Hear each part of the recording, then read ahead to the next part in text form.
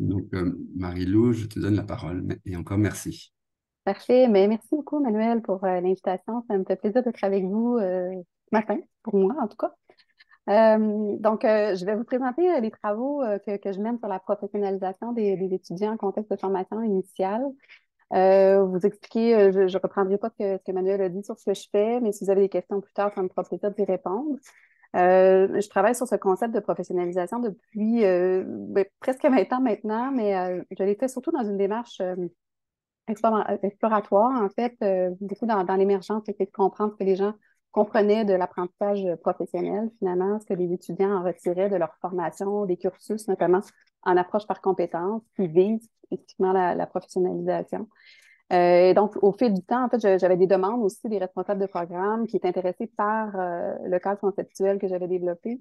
Et il y avait des demandes par rapport au fait, est-ce qu'il y aurait moyen de mesurer sans passer par des entretiens individuels ou des focus group, donc qui prennent beaucoup plus de temps, évidemment. Donc, moi, je suis davantage spécialisée dans la recherche qualitative. Ce que je vais vous présenter ici, c'est plutôt toute une démarche statistique.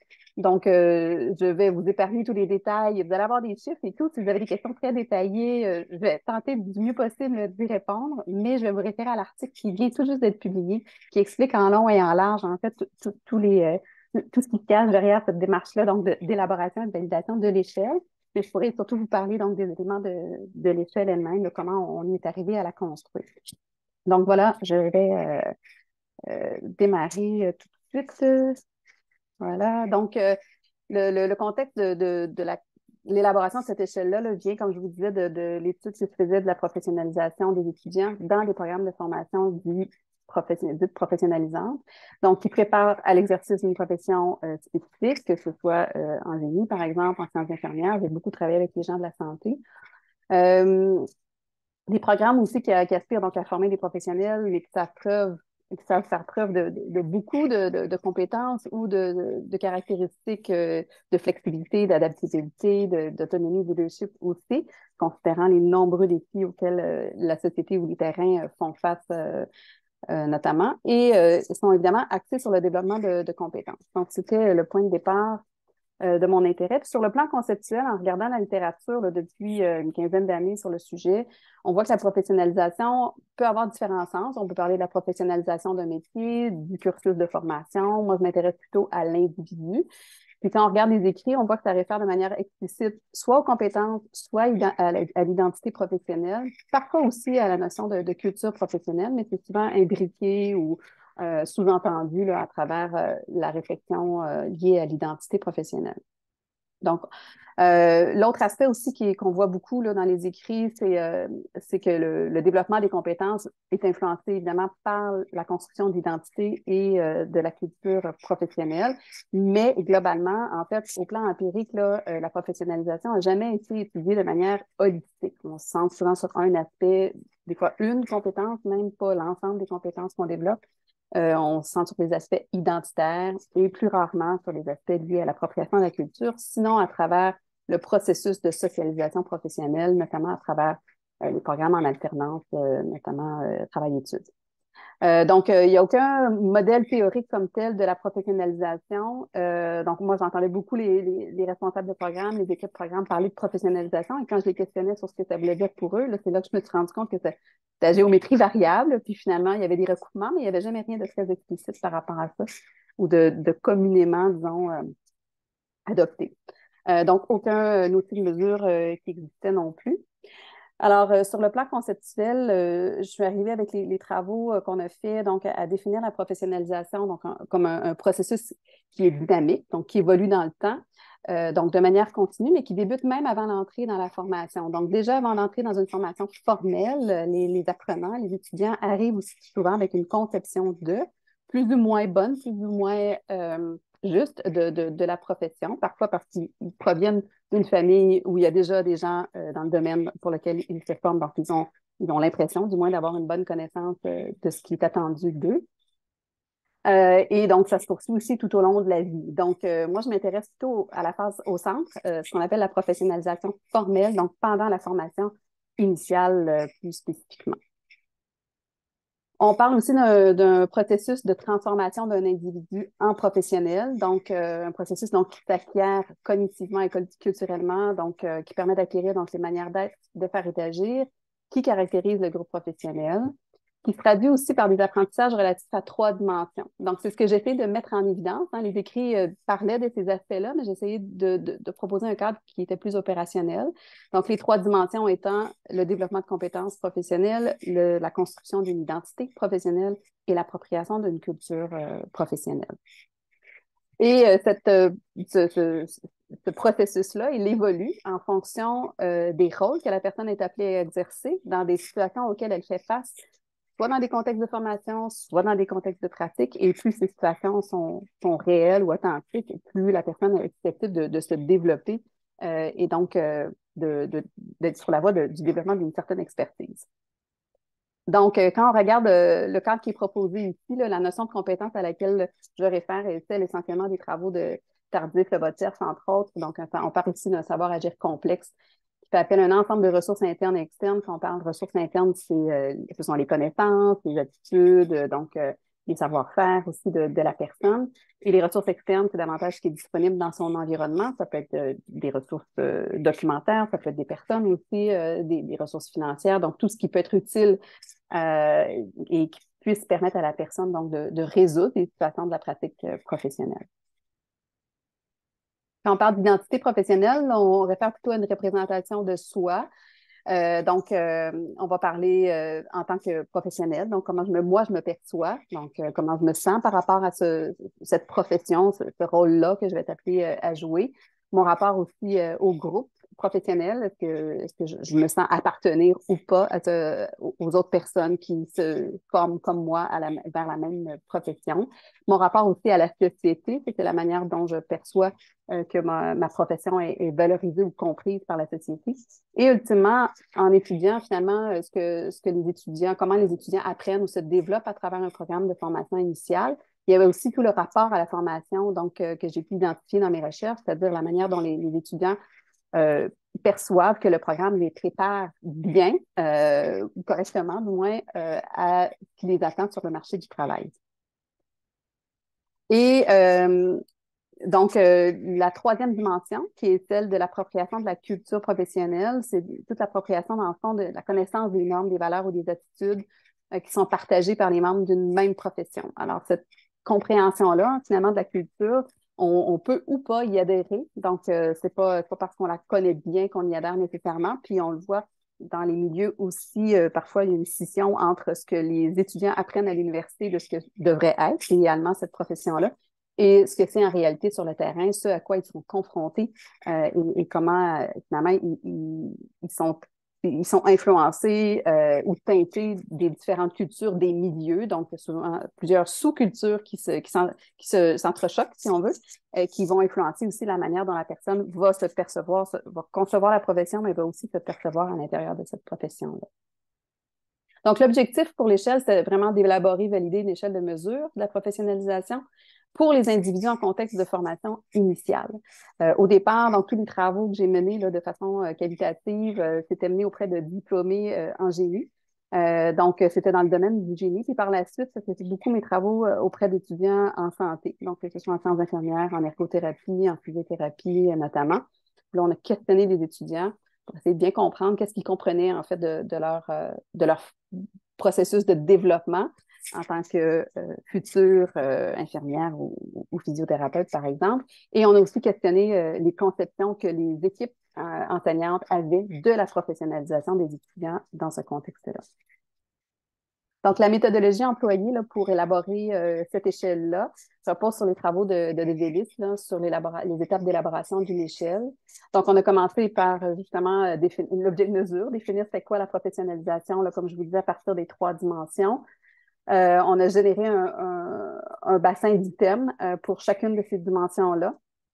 Donc, au départ, on avait pas loin de 60 items pour l'ensemble de l'échelle. On a déterminé aussi qu'on utiliserait une échelle Likert à 7 niveaux pour permettre en fait de nuancer le plus possible les réponses des répondants. Et on a aussi choisi d'avoir une option neutre, donc pour les gens qui ne savaient pas se positionner. Donc, on a choisi une échelle impaire. Ensuite, pour ce qui est de la révision, en fait, des items, on a demandé à un groupe de 5 experts. Ces experts-là étaient des personnes qui avaient une expérience, soit de recherche en lien avec notamment les programmes en approche par compétences, soit c'était des gens ici dans le domaine de la santé parce qu'on a déterminé que l'échelle, on avait un accès à un bassin assez grand dans les formations en santé où il s'est fait beaucoup de travail dans la dernière décennie, en fait, par rapport au développement, là, justement, des compétences et tout. Donc, on a travaillé avec 5 experts de ces domaines-là pour analyser chacun des items par rapport à la pertinence relative par rapport à chacun des construits qu'on visait à mesurer et par rapport à la clarté aussi de chacun des énoncés. On a procédé ensuite à une pré-validation auprès de 39 étudiants en physiothérapie. Donc, on a vérifié, en fait, pour eux, quelle était la clarté des énoncés, s'ils nous suivaient bien à travers ça ou pas. Donc, ce qui nous a amené ultimement aussi à vérifier si on devait ajouter des mesures de biais de désirabilité sociale, ce qui n'était pas jugé comme un sujet sensible ici. Donc, on n'a pas jugé utile d'intégrer des éléments par rapport à ça. Et comme il n'existait aucune autre échelle, il n'y avait pas de variable additionnelle à ajouter non plus à cette échelle-là qu'on a conçue qui a fini par ressembler à ça au départ. On avait 48 items. Donc, on a 12 items pour le développement des compétences qui sont associés à l'appropriation des connaissances professionnelles, donc les connaissances disciplinaires liées à l'exercice de la profession. Le développement aussi des habiletés, des aptitudes qui sont attendues, donc tous les ressources en fait internes pour mobiliser des compétences. C'est ce qui est requis quand on mobilise une compétence, que ce soit de communiquer, de travailler en équipe, de poser un diagnostic, par exemple. Donc, qu'est-ce que ça suggère? Et même chose par rapport à l'autonomie, donc qui est un élément clé du développement des compétences. Donc, ça faisait partie d'une sous-composante, si on veut, de la dimension compétence. On avait 20 items pour la construction d'une identité professionnelle, donc des questions en lien avec le rapport à soi, le rapport au groupe professionnel, à la société et à la formation. Et pour ce qui est de la dimension de la culture professionnelle, les 16 items là, concernaient la connaissance que les étudiants avaient des normes qui régissent la profession, par exemple, les valeurs aussi qui sont privilégiées, les attitudes qui sont attendues aussi par le professionnel et les rôles que le professionnel peut être appelé à exercer.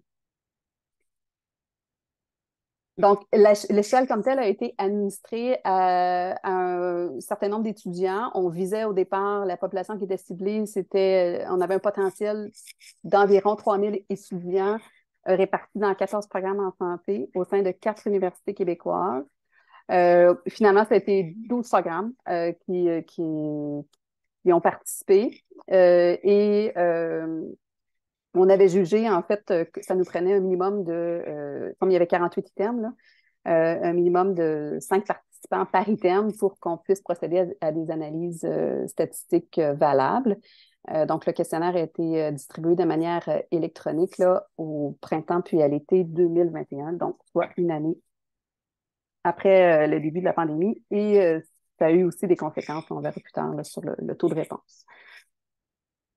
Donc, on a eu au total 561 participants, donc un taux de réponse de 12 qui n'est pas très élevé, mais ça nous a permis quand même de procéder à faire donc 2 échantillons. Un premier qui a servi pour les analyses exploratoires et un deuxième pour les analyses confirmatoires. Donc, on a travaillé avec ces 2 échantillons-là, donc de 290 et de 271 étudiants. Pour en arriver à faire, donc, avec l'échantillon 1, voir comment on pouvait optimiser l'échelle, voir si les éléments, les items correspondaient bien à ce qu'on souhaitait mesurer, si ça tenait la route, puis ultimement, voir est-ce qu'on peut optimiser l'échelle. Donc, ce qui nous a permis effectivement de passer de 48 items à 32, puis au final même à 30, suite aux analyses confirmatoires. Donc, je vais vous présenter Là, s'il y a des questions en cours de route, je ne les vois pas. N'hésitez pas à ouvrir votre micro. Sinon, ben, on peut aussi revenir à la toute fin là, si ça vous convient.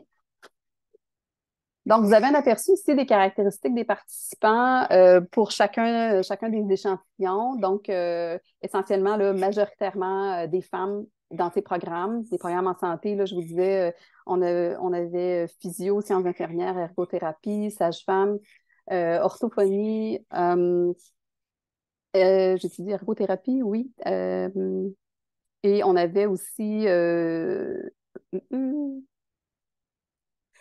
médecine vétérinaire et pharmacie. Donc, on avait quand même des programmes très variés. Et donc, majoritairement des femmes âgées entre 21 et 25 ans. La plupart aussi des répondants étaient en première année de leur cursus, des cursus qui étaient variables d'un programme à l'autre. Certains avaient une durée de 2 ans, d'autres avaient une durée de 4, voire de 5 années. Donc, toutes des formations dites initiales, mais certaines sont de premier cycle, d'autres de deuxième cycle. Donc, il y a quand même une grande variabilité dans les programmes. Et la majorité, là, près de 70 et plus, là, n'avaient aucune expérience professionnelle là, au moment où ils ont répondu au questionnaire. Donc, ils avaient minimalement presque une année de compléter, là, au moins pour tout le monde.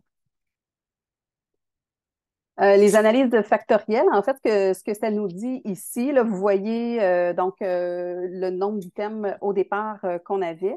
Vous voyez les coefficients de Cronbach là, dans un premier temps là, qui nous disent donc on a une très bonne cohérence interne là, pour chacun des facteurs, puis un coefficient relativement élevé aussi pour l'ensemble de l'échelle, donc à 0,93. Donc ça nous disait finalement que on avait quand même plusieurs éléments, on était sur la bonne voie. Mais ce que ça nous a dit aussi, c'est qu'on arrivait à finalement une structure simple à 4 facteurs. Au départ, on avait 3 facteurs et 3 dimensions, en fait. Puis les analyses factorielles nous ont indiqué qu'il y avait plutôt 4 dimensions. Donc, une qui se distinguait clairement des autres, qui est la première en haut à gauche, compréhension et valorisation de la profession, qui était au départ plutôt associée à l'identité, c'était tout ce qui avait trait au rapport à la société et qui se distinguait clairement, en fait, de l'identité. Donc, c'est ce que la première phase en fait, d'analyse nous a permis de relever. Donc, je vais revenir sur chacune des dimensions pour que vous voyez un petit peu la nature des énoncés qu'on avait ici. Donc là, vous voyez en fait les items qui touchent le développement des compétences professionnelles.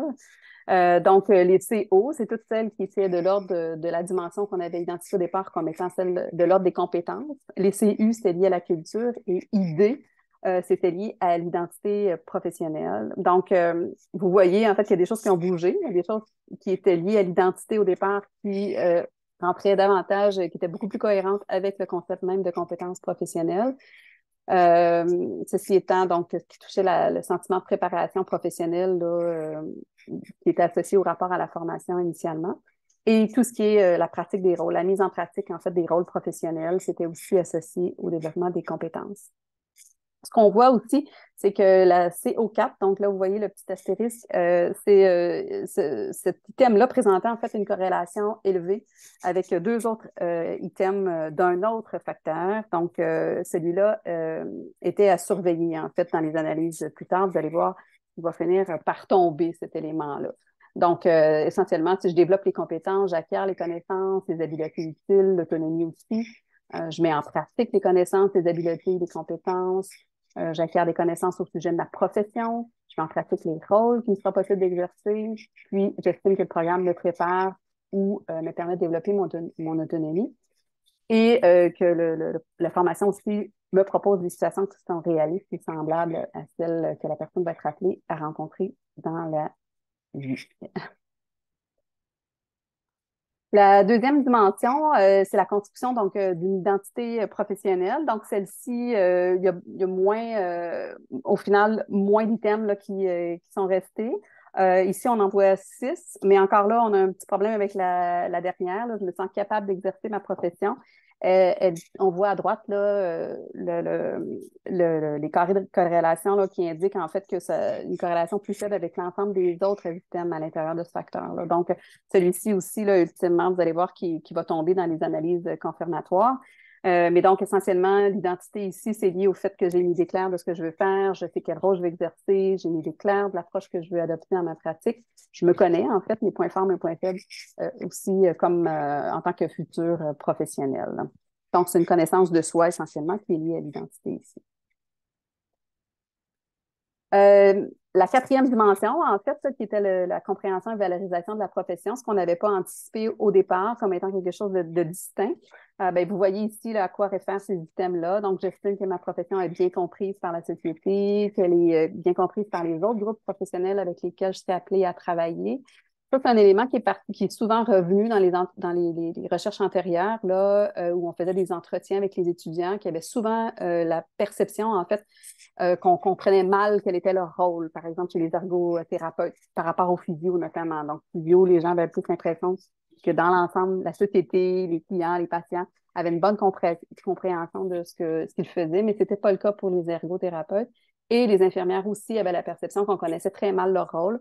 Ils avaient dans les faits un peu plus d'autonomie qu'on pouvait l'imaginer et qu'elles n'étaient pas nécessairement au service du travail des médecins notamment. Donc, la perception aussi que la profession, elle est valorisée par la société et les autres groupes professionnels. Donc, ça, c'était des éléments donc, qui semblaient bien se tenir ensemble et qui correspondent à leur compréhension et la perception que la profession, elle est valorisée. Et finalement, donc, la dernière dimension qui est celle de la culture professionnelle, là, vous voyez les éléments qui sont là. Ce qui reste, en fait, c'est l'appropriation des normes, des règles qui régissent la profession, donc les valeurs également qui sont privilégiées et les attitudes qui sont attendues aussi dans la pratique. Donc, on a, encore une fois, donc, ces neuf items là, qui complètent ces analyses-là pour la première phase d'analyse. Donc ici, nos analyses exploratoires là, nous disent que c'est vraiment une structure simple à 4 facteurs plutôt que 3 dimensions comme on l'avait initialement pensé. Puis l'ensemble de ces facteurs-là explique au total à peu près 57% de la variance. Puis on voit que le facteur de développement des compétences professionnelles explique à lui seul là, 43% de la variance de la notion donc de professionnalisation. Les autres dimensions l'expliquent dans une moindre mesure toutefois. Là, on en arrive, dans le fond, au deuxième échantillon. Suite à ces analyses-là, on a regardé pour aller confirmer, en fait, qu'est-ce qui tenait la route, qu'est-ce qui tenait peut-être moins bien la route. Donc, il y a eu différents modèles théoriques qui ont été testés. Donc, on a laissé un peu émerger. On n'a pas forcé ici des items par rapport à d'autres. On a laissé le système nous présenter, en fait, différentes hypothèses, différentes façons de travailler pour en arriver à trouver ce qui serait le plus approprié.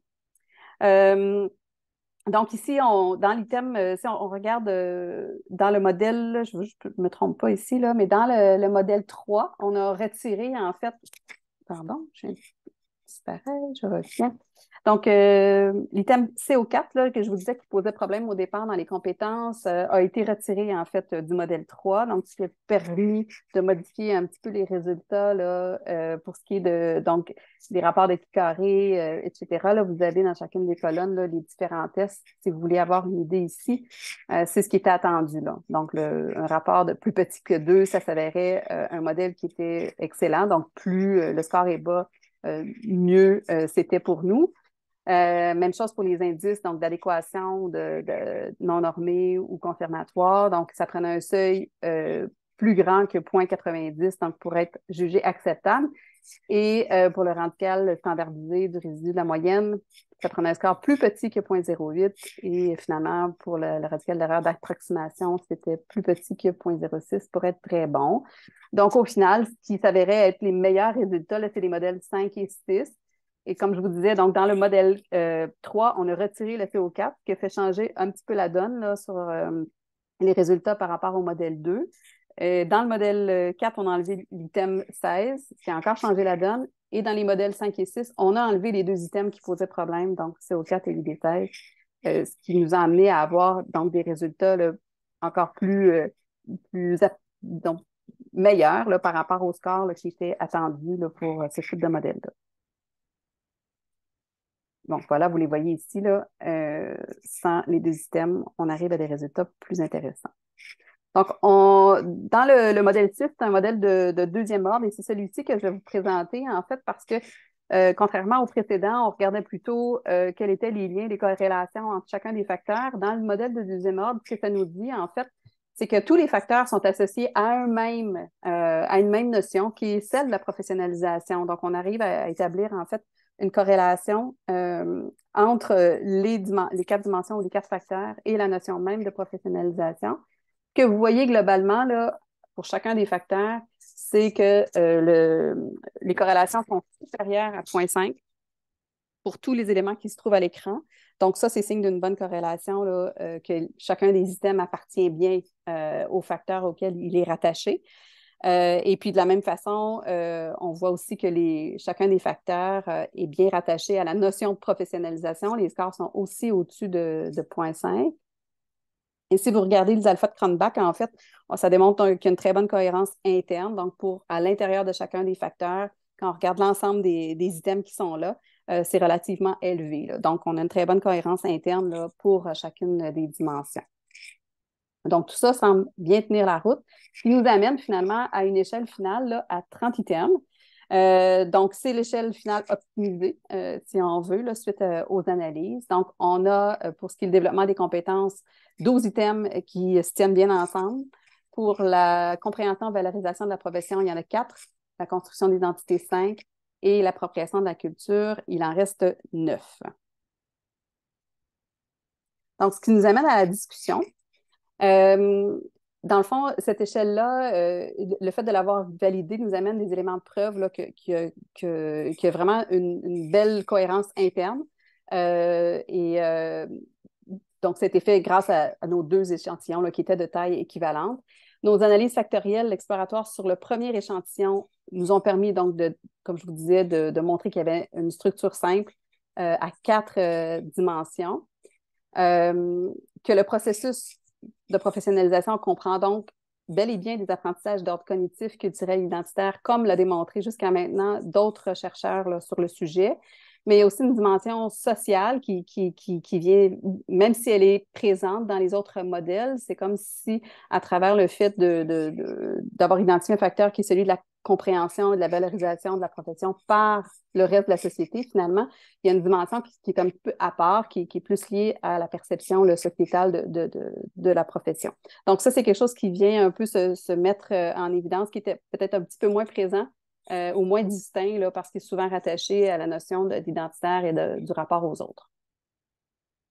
Donc, malgré le fait que l'échelle a été réduite à 30 items, là, on considère en fait qu'on a suffisamment d'items pour chacun des facteurs pour nous permettre de poursuivre en fait d'autres tests éventuellement là, pour valider cette échelle-là.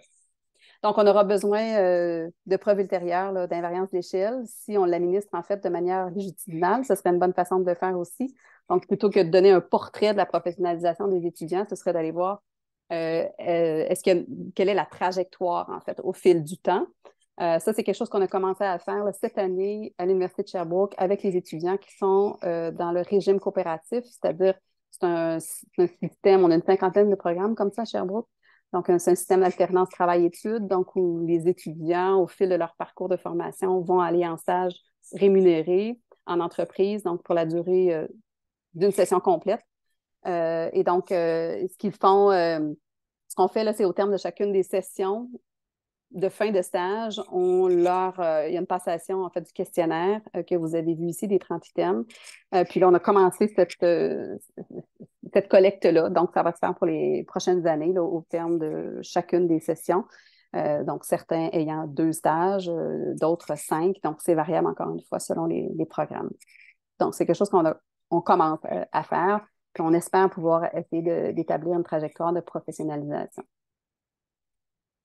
Les limites, en fait, de ces tests-ci qu'on a pu faire, c'est qu'on avait une population qui est relativement homogène, comme vous l'avez vu plus tôt, là, majoritairement composée de femmes en première année, âgées à peu près toutes entre 21 et 25 ans, avec aucune expérience professionnelle. La taille des échantillons était somme toute pas très grand, même si on satisfait quand même le rapport minimal là, de 5 participants par item pour procéder à ces analyses-là.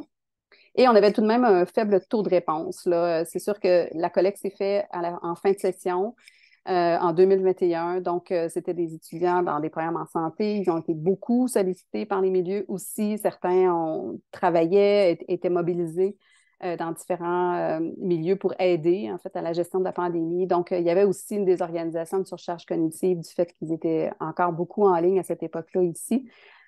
Puis, les activités, donc, n'avaient pas tout à fait repris là, normalement. Donc, c'était quand même important là, comme enjeu là, au moment de la collecte. Pour ce qui est des pistes de recherche, en fait, ce qu'on aimerait voir, c'est est-ce qu'il y a une interrelation entre les 4 dimensions? Est-ce que le développement des compétences influe sur l'appropriation de la culture, sur l'identité professionnelle? Donc, quels sont les liens possibles qu'on peut faire entre le sens des relations, en fait, entre les dimensions? Est-ce qu'il y en a une? Comment ça évolue dans le temps? On voudrait aussi voir donc des liens entre les dimensions, mais aussi avec peut-être d'autres variables qui peuvent être liées à la motivation notamment, mais aussi par rapport aux pratiques pédagogiques qui sont privilégiées dans les programmes, les caractéristiques donc individuelles des personnes, c'est-à-dire ce vers quoi elles veulent aller, donc leurs intentions, leurs motivations.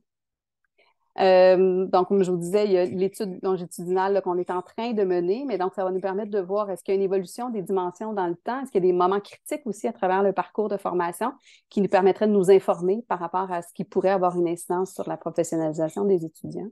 Puis, on aimerait tester l'échelle, donc dans d'autres domaines de formation dites professionnalisantes. On considère en fait que les énoncés sont suffisamment génériques pour passer outre le fait qu'on l'avait testé initialement en santé, mais comme je vous dis, à l'origine, donc le travail a été et développé en fait auprès de populations étudiantes en génie. Donc, on a toujours eu ce souci-là de garder en fait des énoncés qui étaient justement suffisamment génériques là, pour permettre de regarder de façon plus transversale cette notion-là. Et finalement, en conclusion, donc, ce qu'on voit comme retombée pour la formation, c'est la possibilité d'adopter un cadre conceptuel qui est explicite, mais qui permet une vision surtout holistique de la professionnalisation des individus, donc très macro comme vision, évidemment.